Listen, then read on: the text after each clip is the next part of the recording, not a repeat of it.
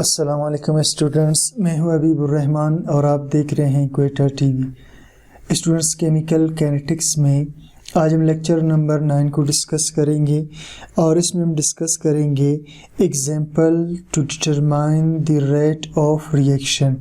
इससे पहले स्टूडेंट्स हमने रेट ऑफ रिएक्शन के को डिटरमाइन करने के लिए कुछ एग्जाम्पल्स पहले भी डिस्कस कर लिए थे। अब इसे मज़ीद एक्सप्लेन करने के लिए हम एक एग्जाम्पल लेते हैं, इसमें कुछ और स्टेप्स भी हम मज़ीद मालूम करेंगे। तो चलिए जी स्टार्ट करते हैं। स्टूडेंट्स, आपसे एक रिक्वेस्ट है कि चैनल को सब्सक्राइब और लाइक ज़रूर करें ताकि मेरी हौसला अफजाई हो सके। चलिए जी स्टार्ट करते हैं। Consider a reaction between hydrogen and nitric oxide. फ़र्ज़ करते हैं कि एक रिएक्शन हो रहा है हाइड्रोजन और नाइट्रिक ऑक्साइड में। ये स्टूडेंट्स नाइट्रिक ऑक्साइड है और ये हाइड्रोजन है, ठीक। इन दोनों में रिएक्शन होकर वाटर बनता है और नाइट्रोजन। अब ये हुआ कैसे स्टूडेंट्स? इसमें नाइट्रिक ऑक्साइड के 2 मॉलिक्यूल हिस्सा लेते हैं और हाइड्रोजन का 1 मॉलिक्यूल, ठीक। अब स्टूडेंट्स होता ये है कि हाइड्रोजन के इसमें 2 मॉलिक्यूल हिस्सा लेंगे, ठीक। ये स्टूडेंट्स 2H2। अब होगा क्या स्टूडेंट्स, ये जो एक ऑक्सीजन है 2 हाइड्रोजन के साथ, फिर अगला ऑक्सीजन 2 हाइड्रोजन के साथ चला जाएगा और ये 2 वाटर मॉलिक्यूल्स बन जाएंगे, बाकी नाइट्रोजन इसमें अलग हो जाएगा। Initial rate data for the reaction. इब्तिदाई रेट का डेटा फॉर द रिएक्शन के लिए between nitric oxide and hydrogen is given below. Nitric oxide और हाइड्रोजन के दरमियान जो हो रहा है वो ये दिया हुआ है, ठीक। अब स्टूडेंट्स, एक्सपेरिमेंट्स हमने 3 यहाँ पर लिखे हैं। इनिशियल कंसंट्रेशन मोल पर डेसीमीटर क्यूब के अंदर, हाइड्रोजन के इनिशियल कंसंट्रेशन और नाइट्रिक ऑक्साइड का। तो हाइड्रोजन का स्टूडेंट्स कंसंट्रेशन 0.25, 0.050, 0.025 तक है और नाइट्रिक ऑक्साइड का ये वैल्यूज़ है, ठीक। और इनिशियल रेट जो इसका रफ्तार है, ठीक है, इब्तिदाई जो इनकी रफ्तार है, पहले 2.5 10⁻³ पे रहा, फिर बढ़ करके 5 × 10⁻³ फिर 1 पे चला गया, ठीक है। 1.0 × 10⁻⁻² पे चला गया, ठीक। चलिए स्टूडेंट्स अब स्टार्ट करते हैं फ्रॉम डेटा, ऊपर वाले डेटा से। अब हमने 3 चीज़ें मालूम करनी है। डिटरमाइन मालूम करना है, rate equation for reaction, rate equation मालूम करना है, ऑर्डर ऑफ रिएक्शन मालूम करना है। स्टूडेंट्स, ये दोनों चीज़ें एक ही जगह इकट्ठी निकल आती हैं। और तीसरा है रेट कांस्टेंट वैल्यू, ये हमने मालूम करना है। चलिए जी, एक्सपेरिमेंट 1 एंड 2 शो दैट। अब स्टूडेंट्स जहाँ डायग्राम है नीचे इसमें आप देख सकते हैं, ठीक। एक्सपेरिमेंट 1 एंड 2, एक्सपेरिमेंट 1 और 2 शो दैट बताते हैं by doubling the concentration of hydrogen. अगर हम डबल कर दें मिकदार हाइड्रोजन का, यानी 0.025 से 0.050, ये स्टूडेंट्स अगर हम इसकी मिकदार को 0.25 से 0.050 कर दें, ठीक। इसकी मिकदार को अगर हम क्या कर दें स्टूडेंट्स, बढ़ा दें, ठीक है। सॉरी स्टूडेंट्स, ये 0 यहाँ पर है, ठीक। इसे मैं ठीक कर लूँ, ये 0.025 है, ठीक। तो 0.025 से इसे हमने 0.050 कर दिया, यानी डबल कर दिया, ठीक। तो क्या होगा, डबल्स द रेट फ्रॉम, और ये रफ्तार को भी डबल कर देगा, फ्रॉम 2.5 से 5, ठीक है। -8 × 10⁻³ दोनों में माइनस है। तो अब 2.5 से क्या हुआ, ये 5, ठीक है, यानी 2.5 से 5 तो डबल हो गया, ठीक है। ये स्टूडेंट्स, ठीक है, ये वाला 2.5 से 5 पे चला गया। एक्सपेरिमेंट 1 एंड 3 शो दैट, और एक्सपेरिमेंट 1 और 3 को अगर हम देखें by doubling the concentration of NO, जिसमें हम जब NO की कंसंट्रेशन को डबल कर देते हैं, ये स्टूडेंट्स, ठीक, ये इसकी कंसंट्रेशन को जब हम डबल करते हैं, ठीक, सॉरी इसकी नहीं, ये नाइट्रिक ऑक्साइड की कंसंट्रेशन को जब हम डबल कर देते हैं, ठीक, 0.5 से हमने इसको 1 कर दिया, ठीक, इसको हमने डबल कर दिया, यानी 0.05 से हमने इसको 1 कर दिया, क्वार्टर प्लस 4 गुना बढ़ा देता है, ठीक, द रेट ऑफ रिएक्शन की रफ्तार को।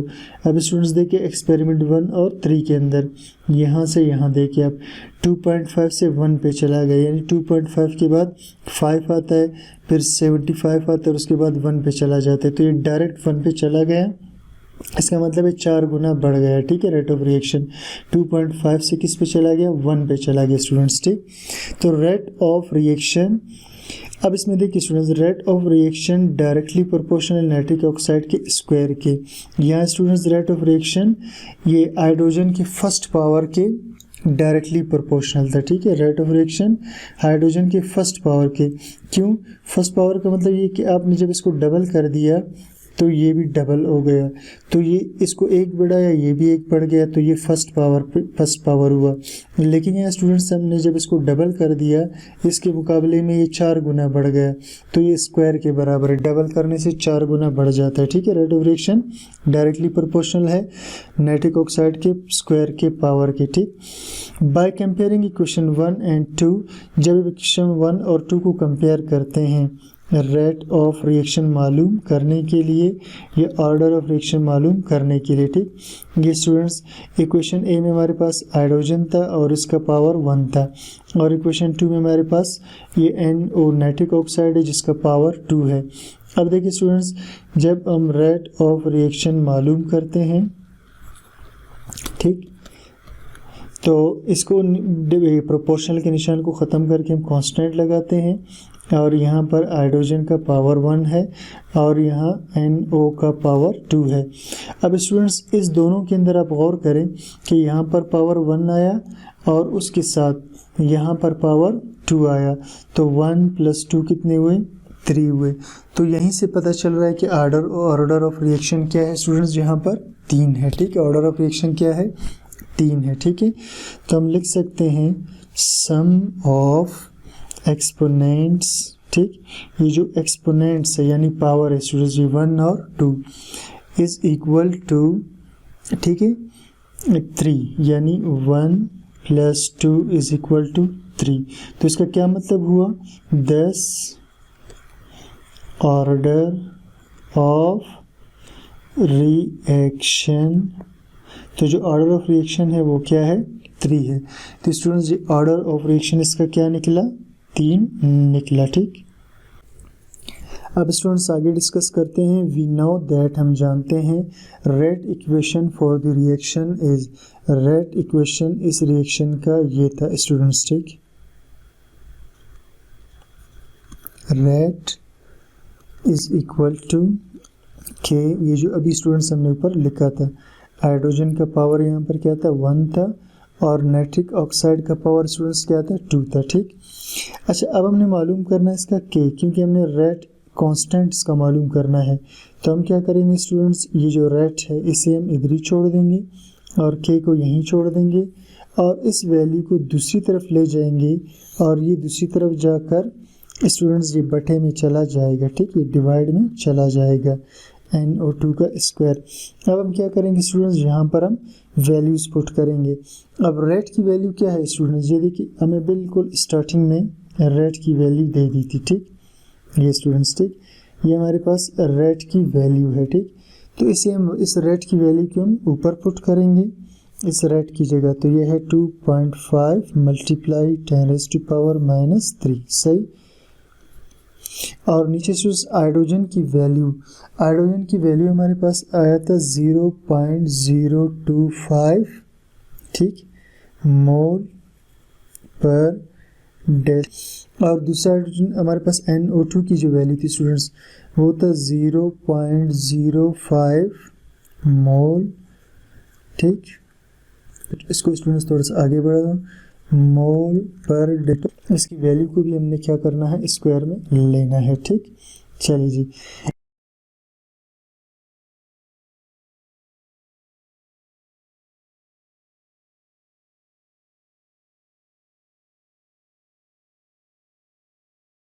अब देखिए स्टूडेंट्स, हम क्या करते हैं, ये जो स्टूडेंट्स वैल्यू है 0.025 और 0.05, ये वाली वैल्यूज स्टूडेंट्स, ठीक है। एक मिनट में आपको ज़रा दिखा दूँ, ठीक, ये स्टूडेंट्स, ठीक है, ये इनिशियल वैल्यूज है, ये वाली, इसकी हम बात कर रहे हैं, ठीक। तो ये स्टूडेंट्स हमने वैल्यूज जब, अब हम क्या करेंगे 0.05 का जब स्क्वायर लेंगे स्टूडेंट्स, ठीक, तो इसका स्क्वायर हमारे पास आ जाएगा स्टूडेंट्स, इसका जब स्क्वायर लेते हैं तो ये आता है 0.00 0.025 क्या आता है स्टूडेंट्स, ठीक 0.025 इसका क्या आ जाता है, स्क्वायर आ जाता है, ठीक। और ये वाली हमारे पास ये वाला वैल्यू है 0.025, ठीक। और ऊपर हमारे पास है 2.5 10⁻³ स्टूडेंट्स। अब स्टूडेंट्स इस दोनों को जब हम मल्टीप्लाई करते हैं तो ये वैल्यू हमारे पास आ रहा होता है 0.0000062 और ऊपर 2.5 10⁻³ सही। अब स्टूडेंट्स हम क्या करते हैं, इस 2.5 को इस वैल्यू पे डिवाइड कर लेते हैं। तो जब हम डिवाइड करते हैं स्टूडेंट्स हमारे पास वैल्यू आ जाता है 40000 10⁻³ आ जाती स्टूडेंट्स। अब आप जानते हैं स्टूडेंट्स कि अगर हम इसे यानी इसको अगर हम इसकी पावर को ख़त्म करना चाहिए, यानी ये जवाब हमारे पास यहाँ भी ठीक है, लेकिन हम कंसीडर करते हैं कि हमारे पास डेसिमल पॉइंट यानी आशारिया यहाँ पर है। तो जब आशारिया को एक जंप हम इस तरफ देंगे तो ये हो जाएगा 4000 10⁻², यानी यहाँ से आपने रकम छोटा कर दिया तो बैलेंस करने के लिए यहाँ से आप इसको बढ़ा रहे हो, -3 से -2 बढ़ गया। अब हम क्या करते हैं, डेसिमल पॉइंट को फिर इधर शिफ्ट करते हैं तो ये हो जाता है हमारे पास 400 10⁻⁻1, ठीक।